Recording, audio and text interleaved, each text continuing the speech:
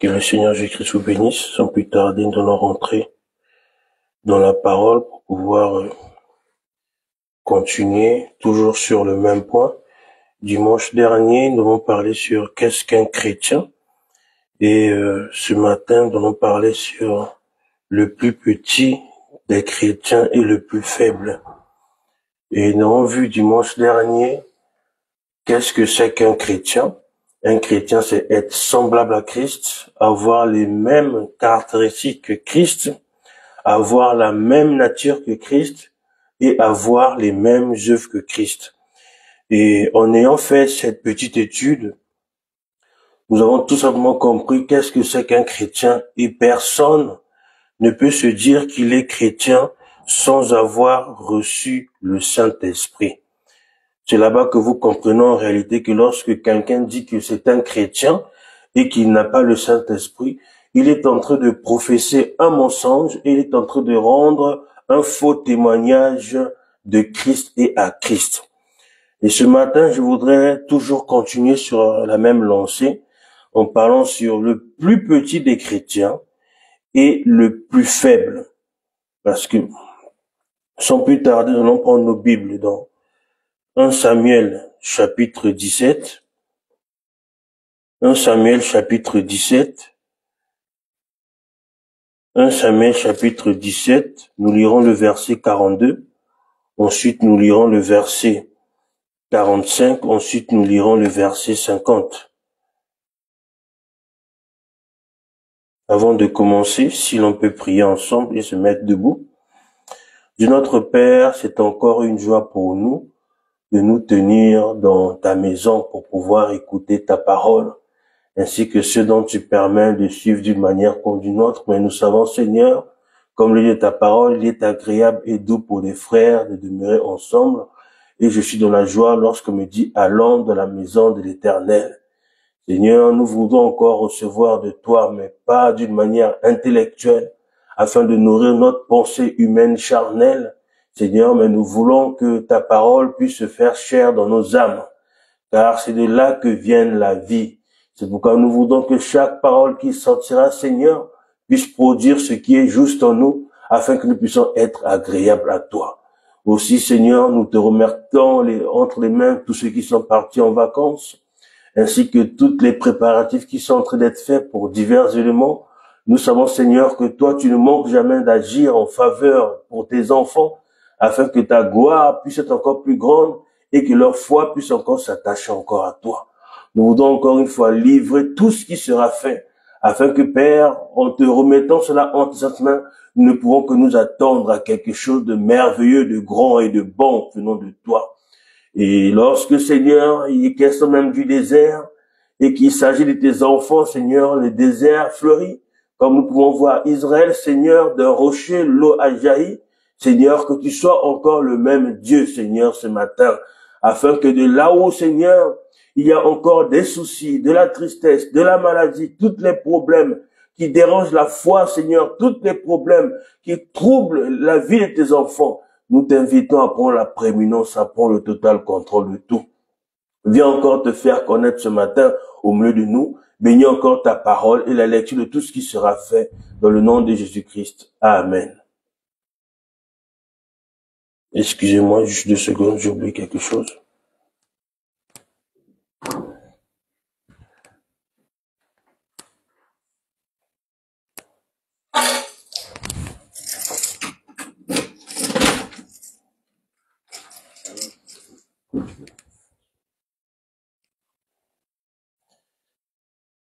Donc, nous allons prendre nos Bibles. Nous allons prendre nos Bibles dans 1 Samuel, chapitre 17, verset 50. 1 Samuel, chapitre 17, verset 50. 1 Samuel, chapitre 17, verset 50. Nous allons prendre d'abord le 42, ensuite vous allez vous asseoir, nous allons lire au fur et à mesure.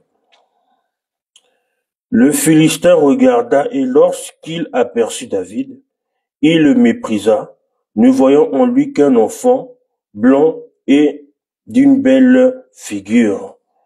Que Dieu bénisse sa parole pour vous asseoir.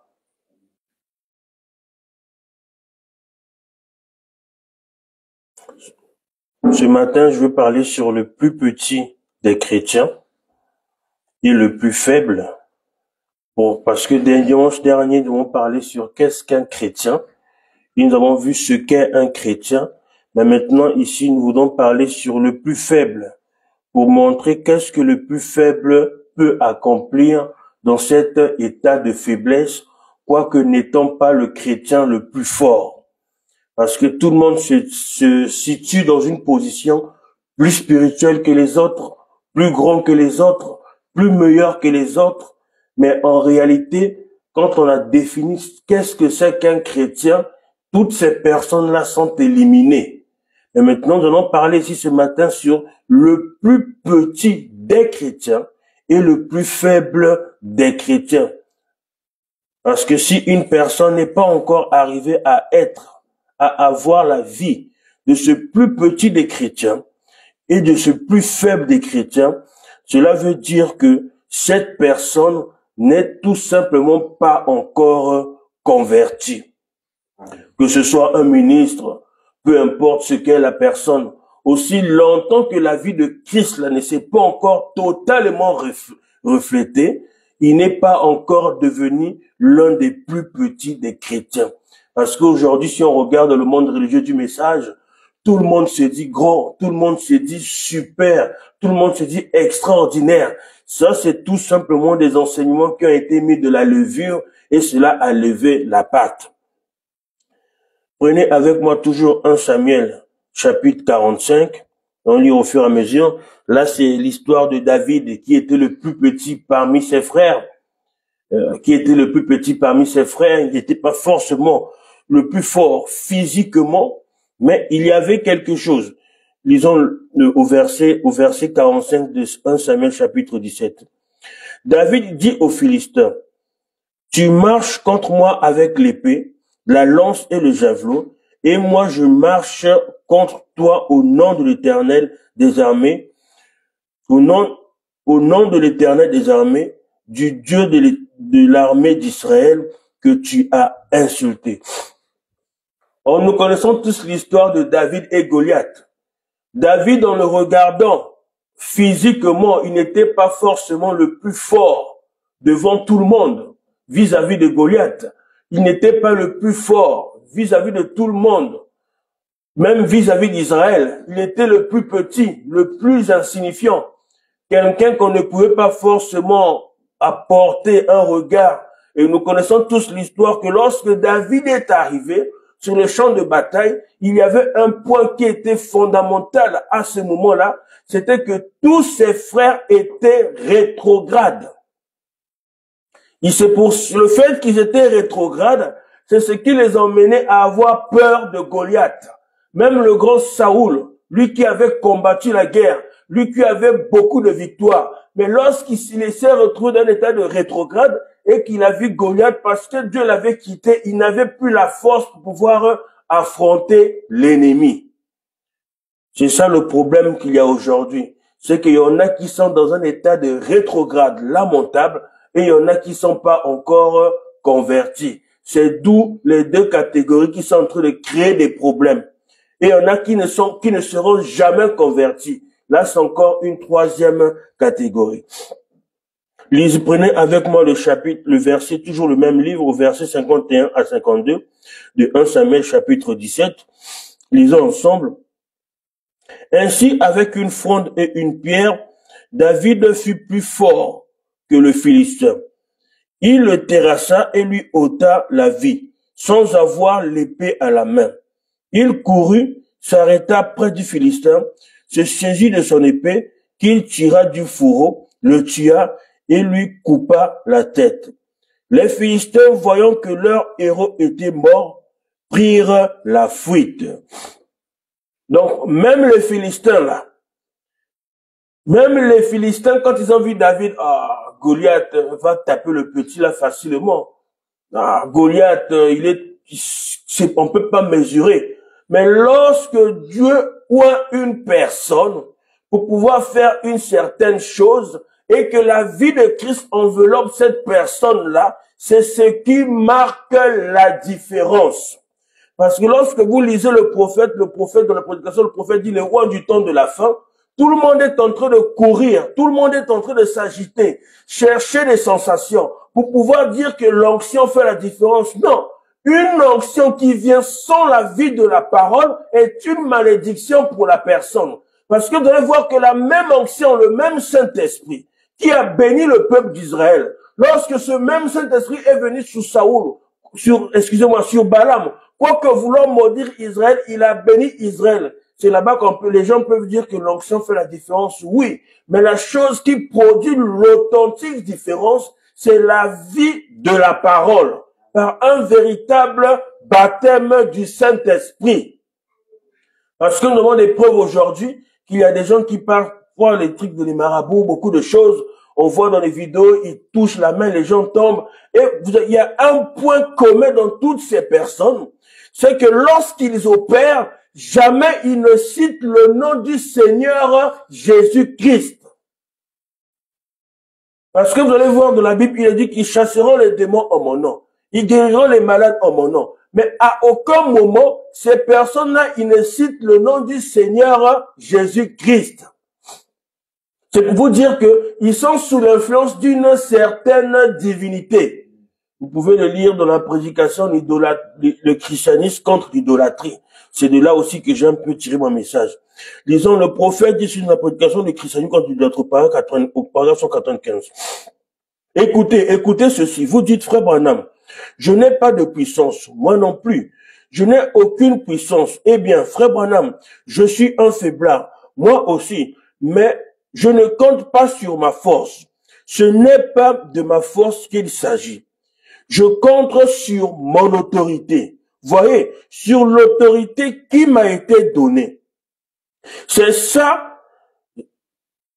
Ce n'est pas moi qui suis fort. Je ne suis pas fort. C'est lui qui est fort. Et je suis à lui. Donc, il n'est pas question d'être fort, mais il est question d'avoir l'autorité. C'est comme on va prendre, on lit un peu plus loin. Si on voit dans le naturel, un policier n'est pas fort physiquement pour pouvoir arrêter une voiture qui vient à vive allure. Pour qu'il puisse arriver à devenir policier, il est passé par certaines étapes, par certaines formations. Ensuite, on lui a donné son document administratif. Mais le document administratif, là, il ne peut pas le brandir en pleine rue pour arrêter une voiture. Non. Mais ce qui lui confère cette autorité et que les gens reconnaissent que c'est un policier, c'est son uniforme. Et quand on le voit en uniforme, dès qu'il tend la main, automatiquement les voitures vont s'arrêter. Ils vont appuyer les freins pour qu'ils puissent s'arrêter parce que le policier a donné l'ordre. Et ce vêtement que Dieu nous donne pour pouvoir avoir autorité sur toutes les puissances de l'ennemi, c'est le Saint-Esprit. Parce que vous allez voir, dans la Bible, les fils de Séva, ils ont voulu aller chasser les démons. Oh, démon sort dans le nom de Jésus-Christ que Pierre y prie. De le nom sort. Mais les démons, ils ont entendu le nom de Jésus. Ils ont entendu le nom de Paul. Mais parce qu'ils n'ont pas vu celui qui a l'autorité sur eux en eux, mais qu'est-ce que les démons, ils ont fait? Ils ont commencé à les fracasser. Excusez-moi. C'est là-bas que vous voyez que dans ce domaine spirituel, lorsqu'on se voit physiquement et qu'il y a un affrontement spirituel, les démons ne se soumettent qu'à l'autorité qui est en vous. C'est là-bas que les gens sont en train de faire la confusion, aller chercher des choses. Non, il y a des choses qui sont simples, qu'il faut donner, et ça fera de la personne tout ce qu'il est. Je peux prendre un enfant, il est en train de grandir, au fur et à mesure qu'il grandit, on lui donne des choses en fonction de sa motricité, on lui donne des choses en fonction de son intelligence. On ne peut pas s'attendre à lui de quelque chose dont son âge et sa force physique ne peut pas répondre. Mais peu importe l'âge à laquelle l'enfant il est, si on fait de lui un policier, et qui se tient devant la rue, il arrête une voiture, celui-ci est obligé de s'arrêter. Parce qu'il doit se soumettre à cette autorité-là. Écoutez, le prophète dit encore ceci, dans la prédication de christianisme contre l'idolâtrie, paragraphe 196. Tenez, disons par exemple qu'il y a des voitures qui descendait la rue à l'intersection, à la 4e rue et de la Boisblanc à Louisville, zoom, zoom, zoom, à toute vitesse, dans cette rue, à 100 km à l'heure. Tout le monde est pressé, pris dans un tourbillon d'activité. Si un petit homme s'avance là, lève la main aux frères, les frères hurlent. Eh bien, ce petit homme n'a pas assez de puissance pour arrêter une seule de ses voitures, mais il a l'autorité. Il ne s'agit pas de sa puissance. Eh bien, si l'une de ses voitures le percutait, elle le mettrait en pièces. Mais qu'il lève simplement la main. Pourquoi? Les conducteurs de ces voitures reconnaissent cet uniforme. Donc, les gens qui vont conduire la voiture, ils veulent reconnaître cet uniforme. Donc, lorsque vous avez déjà le Saint-Esprit en vous, que vous soyez le plus petit des croyants, qui vient de se convertir à peine il y a 2 minutes, même 30 secondes, vous avez l'autorité sur toute l'enfer, quoi qu'étant le plus faible des chrétiens.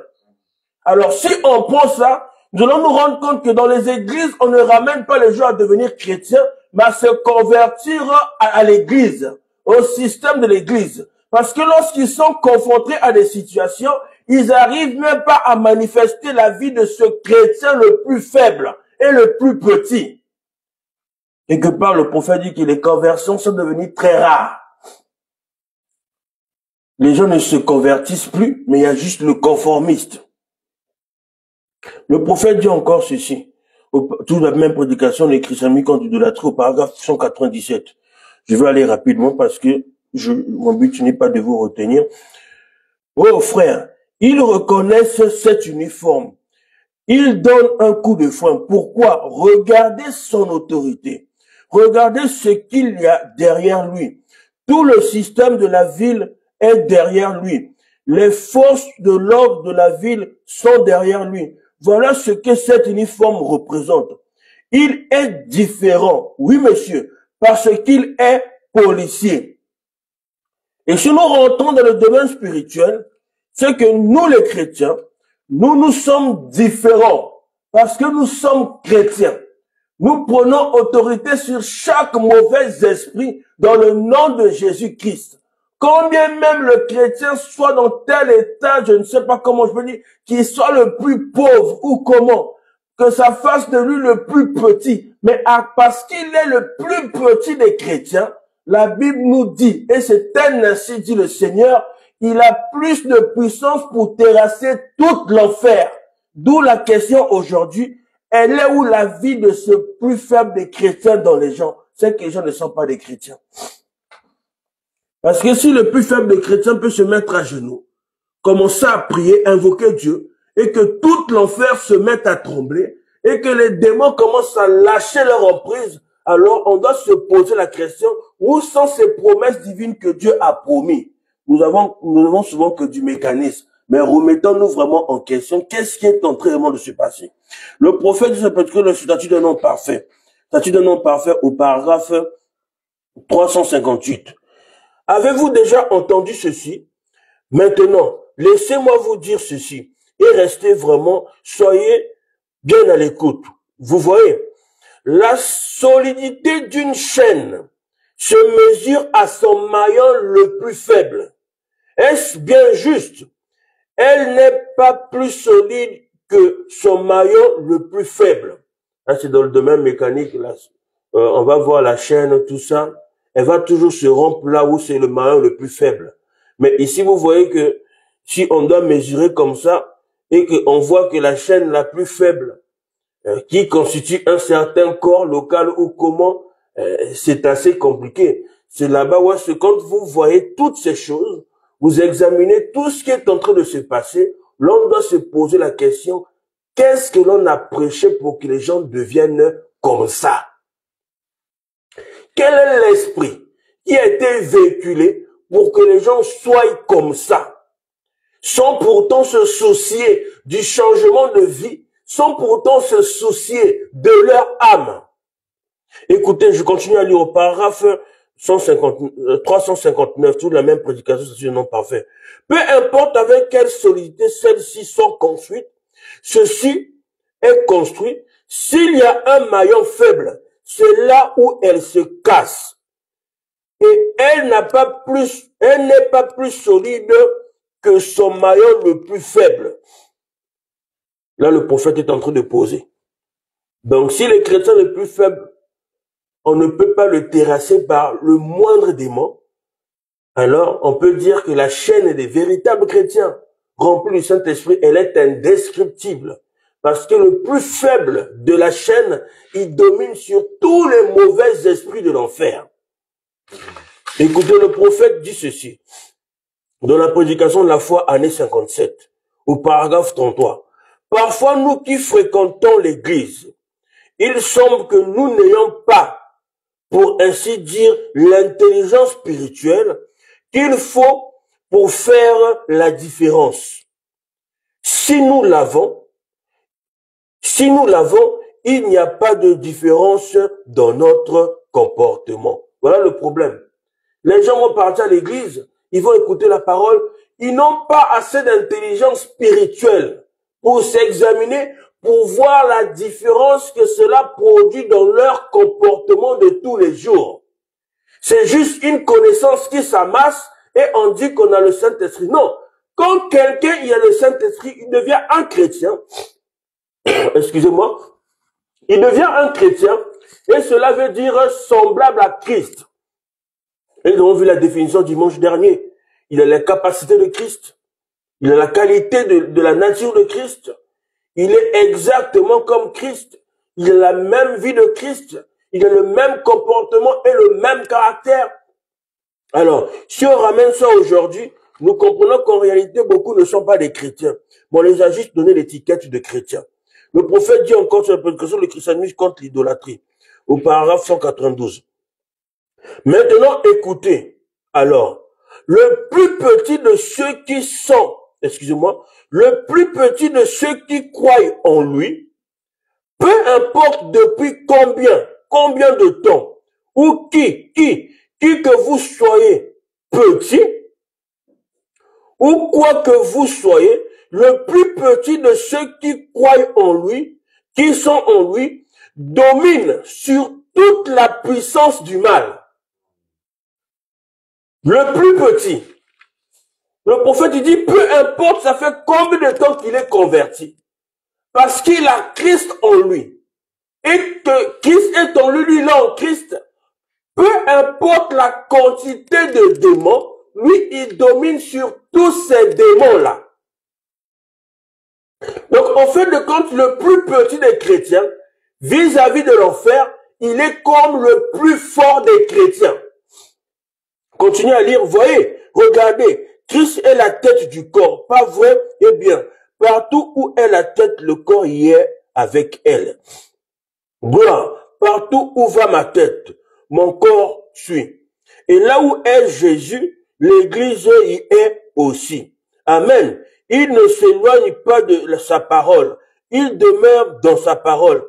Il veille sur elle pour la manifester. Son église est avec lui. Donc, si Dieu est à la droite du Père, plutôt Christ est à la droite, on dit que la droite c'est toute la puissance, et que nous sommes le corps et que lui la tête, alors nous sommes aussi à cet endroit. Nous avons toute la puissance pour pouvoir dominer sur chaque mauvais esprit. Alors, est là où cette vie-là de domination, d'autorité vis-à-vis des mauvaises choses. C'est là-bas que nous revenons. Et on doit revoir certaines choses, se poser les questions. Qu'est-ce qu'il en est de notre véritable expérience du Saint-Esprit? Parce que nous sommes dans l'âge de l'adoption. Nous sommes à la 4e étape. C'est là-bas que dans cet âge, les chrétiens doivent arriver. Donc jusqu'à son baptême du Saint-Esprit, puis on monte à l'adoption. Mais quand on regarde un peu la vie, au niveau du baptême, on se pose des questions. Quand on voit la sanctification, on se pose des questions. Mais tout le monde confesse le Saint-Esprit, mais déjà quand on voit la vie de plus petits des chrétiens, il n'y a pas ça, on doit à un moment s'arrêter, mettre l'orgueil de côté, commencer à s'examiner, se poser des questions. Combien de fois ai-je manifesté le surnaturel? Pour telle situation, qu'est-ce qu'il y a eu?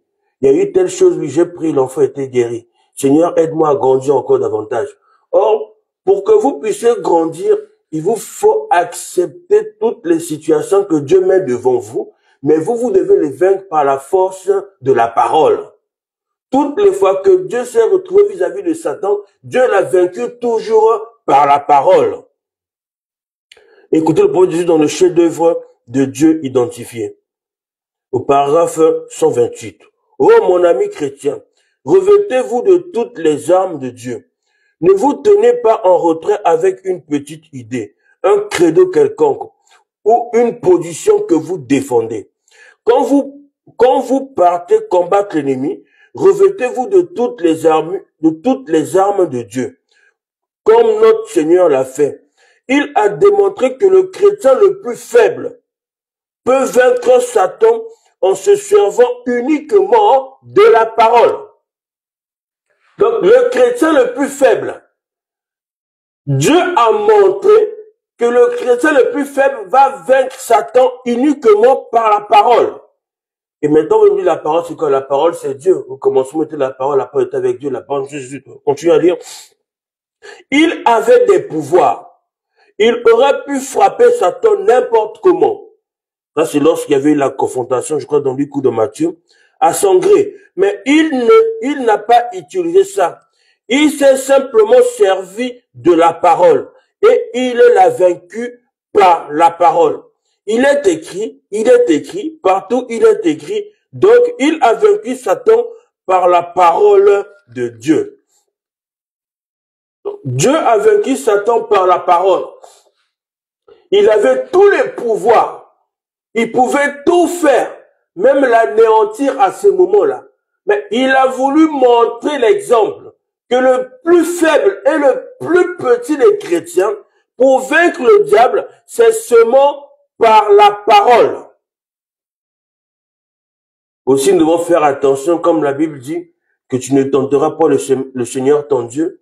Il vient t'approcher de la frontière, dire jusqu'à combien je peux m'approcher. Ça, c'est un piège.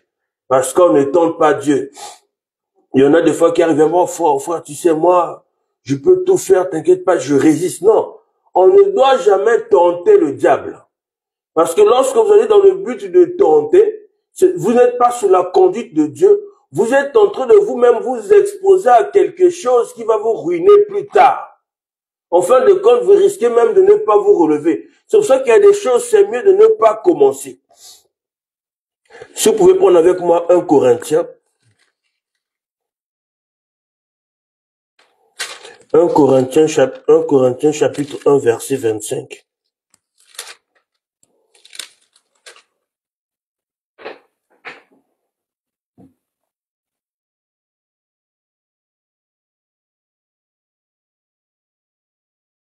« 1 Corinthiens chapitre 1 verset 25.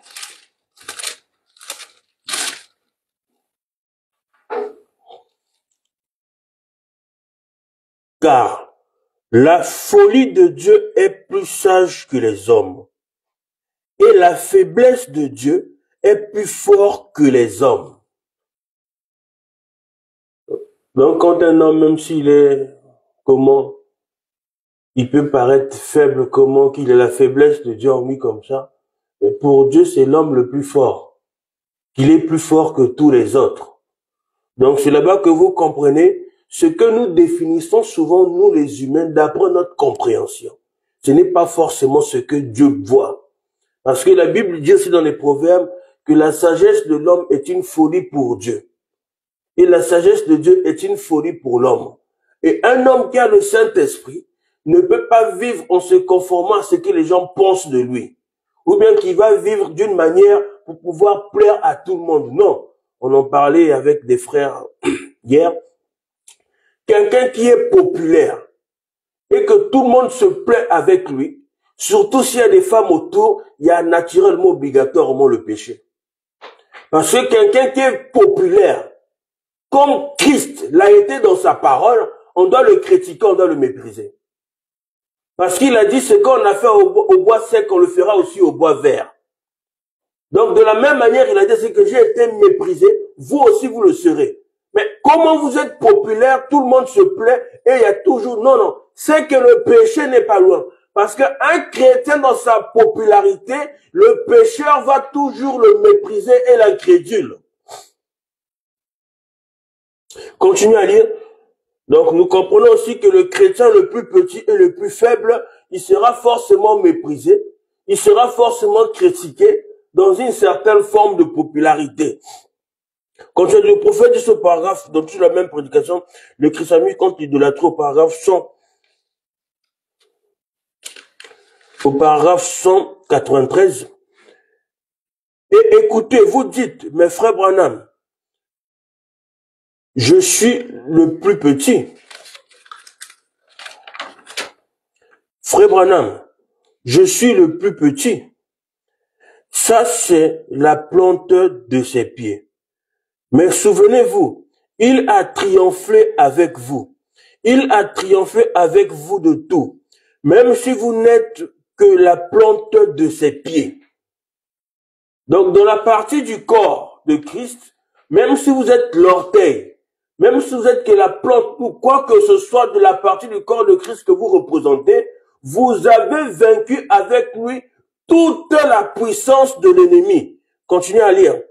Toute maladie, tout démon, toute puissance, la mort elle-même sont sous vos pieds, sous vous. Gloire. Je n'ai pas l'impression d'avoir 52 ans ce matin. C'est la vérité. Si seulement je peux amener cette église à saisir cela, frère, nous serons une église triomphante. Ceux qui croient en lui, tout mal lui est soumis. Gloire. On a dit ceux qui croient en lui. Et vous faites le lien d'attachement avec la promesse qu'il dit dans la Bible. Voici les signes qui accompagneront ceux qui auront cru. Ils chasseront les démons en son nom, ils guériront le malade. Donc on a dit ceux qui croient. Ils ont toute la domination de Satan sous leurs pieds. Or, la meilleure façon de croire, et la seule preuve que vous croyez la parole, c'est le Saint-Esprit qui s'identifie dans votre vie. Parce que quand le Saint-Esprit vient, c'est là-bas que vous croyez, c'est là-bas que vous adorez. Vous pouvez lire de la prédication le lieu d'adoration que Dieu a donné. Le prophète dit encore ceci, dans la prédication du christianisme contre l'idolâtrie. Je vais bientôt m'arrêter.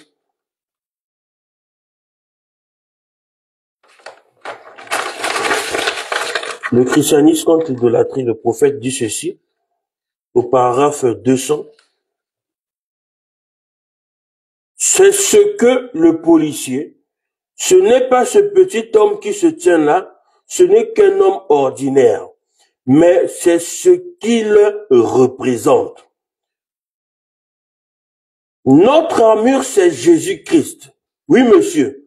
Tous les démons donnent un coup de frein quand ils voient cela.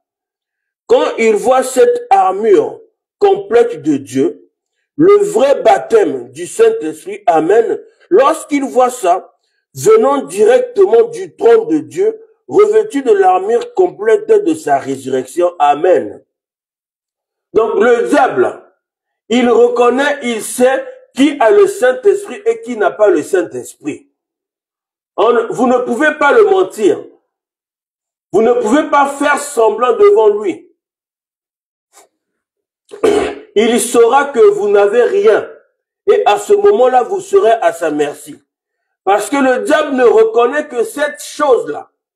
Parce que vous allez voir, je pense que c'est Daniel, lorsqu'il était en train de prier, puis il y avait la bataille, alors il a fallu que Michael puisse descendre pour pouvoir combattre. Or, il n'y a que cet ange-là qui veut Lucifer depuis le commencement. Et il n'y a que le Saint-Esprit qui va vaincre Satan sur tous les points. C'est pour ça que vous allez voir que lorsque les gens n'ont pas le Saint-Esprit, ils n'arrivent pas à produire cette chose-là, alors ils en créent l'imitation. Ils vont essayer d'aller prendre des choses à gauche, à droite, pour en produire cette imitation-là. Mais nous savons tous, comme la Bible nous enseigne, les hommes le disent, que l'imitation emmène toujours la confusion. Et toute personne qui est dans l'imitation, sa fausseté finira toujours par être dévoilée. Peu importe le temps que ça prendra, cela finira toujours par être dévoilé. Donc notre armure à nous, notre vêtement à nous, c'est le Seigneur Jésus-Christ, c'est le Saint-Esprit. Et c'est à ce moment-là, lorsque le diable le voit, il reconnaît l'autorité. Nous pouvons voir l'exemple de la Bible. Lorsque cette femme Python, avec l'esprit de Python sur elle, c'est dans Actes, elle voit Paul passer. Oh, voici les serviteurs de Dieu. Elle commence à parler. Parce que dans le monde spirituel, il y a certaines personnes qui arrivent à voir certaines choses. Après, Paul, irrité, il a dit, démon, sort de là. Et nous connaissons l'histoire un peu plus bas. Les personnes qui avaient fait cette chose-là, ils étaient fâchés contre Paul parce que ça cassait leur business. Parce que cette femme-là rapportait de l'argent. Et c'est la même chose dans les églises aujourd'hui. Ce n'est plus une question du salut de l'âme. C'est maintenant une question d'argent. C'est devenu une question de popularité. C'est devenu une question de business. Il n'y a plus le souci des âmes qu'il y avait au départ. Tout simplement pourquoi? Parce que les portes sont en train de se fermer. Et la nature de chaque individu est en train de se faire connaître. Avant, lorsqu'il y avait une situation, on avait le souci des âmes. Les gens se mettaient à prier, à jeûner, à réclamer la grâce de Dieu. Mais aujourd'hui, tout est aligné sur l'argent. Comme la Bible dit dans l'Apocalypse, la Odyssée. Elle est nue. Elle se dit qu'elle est riche, qu'elle est habillée, qu'elle est bien prospère, alors qu'elle est aveugle, elle est nue et elle est pauvre. Je veux lire cette dernière citation pour m'arrêter. Ensuite, nous allons prier. Dans le christianisme, quand il idolâtrie au paragraphe 202, ce n'est pas que vous soyez fort, vous n'êtes rien, mais c'est ce qu'il y a derrière vous. Pourquoi? Vous êtes mort, vous vous êtes engagé dans l'armée, vous vous êtes engagé dans la police, vous allez faire respecter la loi et contrôler ces démons. Donc vous voyez que le chrétien le plus faible, ou n'importe quel chrétien, il a le contrôle sur tous ces mauvais esprits. C'est vrai, vous êtes dans la police, tout le système est derrière vous, voyez, vous êtes considéré comme mort, vous n'êtes rien, vous ne pourrez rien arrêter. Mais l'autorité qui vous a été donnée, parce que vous avez été élevé, et vous êtes assis dans les lieux célestes, en Jésus-Christ, le diable reconnaît cela. Et quand le diable reconnaît cela, il n'a pas d'autre choix que d'obéir à votre parole de la même manière que Dieu, il a calmé la tempête. Ramenez juste les enfants de Dieu à ce moment-là. Vous allez voir que vous n'aurez pas besoin de les contrôler. La moindre chose, non, prière, il faut qu'on appelle, non. Les chrétiens vont dépendre de Dieu. Quand on demande au pasteur, ah, mets-moi de la prière, c'est une aide. Ce n'est pas mauvais. C'est une aide pour pouvoir vous assister, pouvoir joindre sa foi à votre foi. Mais la première chose, c'est d'abord vous-même avec Dieu. Parce que même étant un chrétien faible, n'ayant pas une grande connaissance de la parole, mais Dieu vous connaît, il vous confère l'autorité sur tout. Mais vous aurez peur de quoi? Des petites choses, des petits marabouts, des problèmes de famille, tout. Non. Dieu vous a donné toutes choses. Ça fait que même dans votre famille, peu importe les situations qu'il y a, même si on vous a pas dit que vous êtes le chef, mais votre parole prend l'autorité sur tout le monde. Lorsque vous parlez, les gens n'en savent que non, lui, il a quelque chose. Là, on va l'écouter, on va faire comme il dit. Parce qu'ils reconnaissent l'autorité. Ah, mais vous dites, mais je suis petit. Non, c'est l'autorité là qui fait la différence. Non seulement que ça chasse les démons, mais ça produit aussi la vie en nous.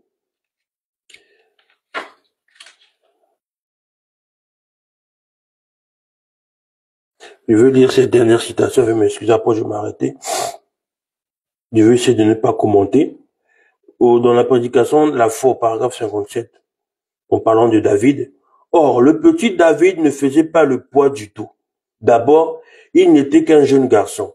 Et puis, il était un garçon de teint rosé. Ce qui veut dire que c'était un gringalet, comme on l'appelait. Et il ne faisait pas il ne faisait pas le poids du tout. Il n'avait jamais tenu une épée dans sa main. Peut-être qu'il n'avait jamais soulevé un bouclier dans sa vie. Il ne connaissait rien de tout. Il ne connaissait rien de la formation militaire. Mais il avait une chose qu'il connaissait bien. Il connaissait son Dieu. Il connaissait son Dieu. C'est ça l'essentiel. Il connaissait celui en qui il avait cru. Et alors, quand le géant a lancé son défi, David y avait une autre chose qu'il connaissait. Ce qui était bien et ce qui était mal. Il connaissait son Dieu. Il connaissait aussi ce qui était bien et ce qui était mal. Donc, tu vas connaître bien Dieu. Avant d'aller combattre, tu dois connaître ce qui est bien, ce qui est mal, pour prendre les décisions. Mais David a regardé la parole, oh mais Dieu, il a dit ça, il a dit ça, il a dit ça, il a dit ça. Et qu'il était oint. Alors, il a eu foi dans ce Dieu-là et dans ce qu'on lui avait. Parce qu'on lui avait oint pour devenir roi. Ça, c'est notre sujet. Et nous savons tous que aussi longtemps que le dessein de Dieu n'est pas encore accompli entièrement de la vie de quelqu'un, rien ne peut l'arriver. Quoique certaines petites afflictions peuvent l'arriver, mais cela est dans la volonté de Dieu afin de lui conférer le caractère pour pouvoir prendre possession de cette chose promise-là. Parce que si on vous donne aujourd'hui 3 millions d'euros comme ça, vous allez perdre la tête. Or, pour arriver à un certain moment, il faut que le caractère grandisse, qu'il y ait un travail qui soit fait. Et Dieu permet certaines choses. Je ne voulais pas trop vous retenir longtemps, sachant que la période de vacances de chacun arrive, avec les événements qui se préparent. Que Dieu vous bénisse richement. Nous inclinons la tête, nous allons prier tous ensemble. Dieu notre Père, nous te bénissons encore une fois pour ta parole, pour tout ce que tu fais pour nous. Nous avons écouté et nous ne voulons pas être indifférents. Que tu nous places dans cette position du chrétien le plus faible, Seigneur, afin de pouvoir prendre encore autorité sur toutes choses. Par-dessus tout, nous avons peut-être failli d'une manière ou d'une autre, nous te demandons pardon, afin que tu puisses nous restaurer notre joie et notre pleine assurance en ta parole, en tes promesses, dans ce que tu dis que nous sommes toi, Seigneur. Nous savons que cela n'est pas sorti en vain, que cela puisse produire le pourquoi, Seigneur, tu as voulu que cela sorte. Je peux penser au bâton d'Aaron, lorsque tu as demandé à ce que cela puisse ramener dans ta présence, Seigneur, que tous les bâtons puissent être ramenés, mais il y en avait un que tu avais prédestiné pour un but, afin de montrer ta gloire. Qu'il en soit ainsi pour chacun de nous ce matin. Qu'en partant d'ici, Seigneur, que nous avons eu l'assurance que tu nous as donné tout ce qui nous manquait. Tu nous as restauré, que nous sommes sortis de l'amnésie, et nous avons encore plus de l'assurance pour ta parole. Seigneur, un jeune lion, quoique étant un lion, Seigneur, il sait ce qu'il est, bien que même sa démarche, Seigneur, même avant de courir vers la proie s'effraie déjà par sa présence. Qu'il en soit ainsi, Seigneur, que partout où est-ce que nous irons, Seigneur, là où il y a du trouble, là où le diable veut encore agir pour pouvoir nuire tes enfants, rien que par la présence de tes enfants, de ce plus petit des chrétiens, Seigneur, que tu puisses marquer la différence. Nous croyons que tu es Dieu, que tu ne faillis pas. Bénis ta parole, bénis les offrandes, tout ce qui sera fait. Nous voulons encore te livrer la semaine qui va commencer, ainsi que l'approche des vacances pour certains, ainsi que de moi-même. Garde-nous dans une attitude de prière, de consécration, afin que lorsqu'on puisse se revoir, Seigneur, que toi, l'omnipotence, tu puisses te plaire de te manifester et de te faire encore connaître, et que l'on puisse te louer de tout ce que tu es en train d'accomplir. En voyant les prophéties s'aligner, d'autres s'accomplissent, et l'aveuglement continue à suivre les gens. Seigneur, tiens-nous loin de cela, Seigneur. Sors-nous de l'Odyssée, Seigneur. Ouvre-nous les yeux encore afin que nous puissions voir et lever la tête. Le jour de la rédemption est proche. Nous nous remettons entre saintes mains. Nous livrons tout entre tes saintes mains, ainsi que nos proches de gloire, nos projets. Nous croyons que nous avons l'assurance qu'en venant ton nom, tu nous l'as accordé. Car en ton trône de grâce, Seigneur, tes enfants ne peuvent qu'avoir ta faveur. Merci pour tout. C'est dans le nom puissant du Seigneur Jésus que tu nous as exaucés. Amen. Amen. Que Dieu vous bénisse richement. Et nous remercions Dieu pour tout ce qu'il fait. Et nous vous souhaitons une très bonne semaine à tous et bonnes vacances pour ceux qui ont commencé. Que le Seigneur vous bénisse richement.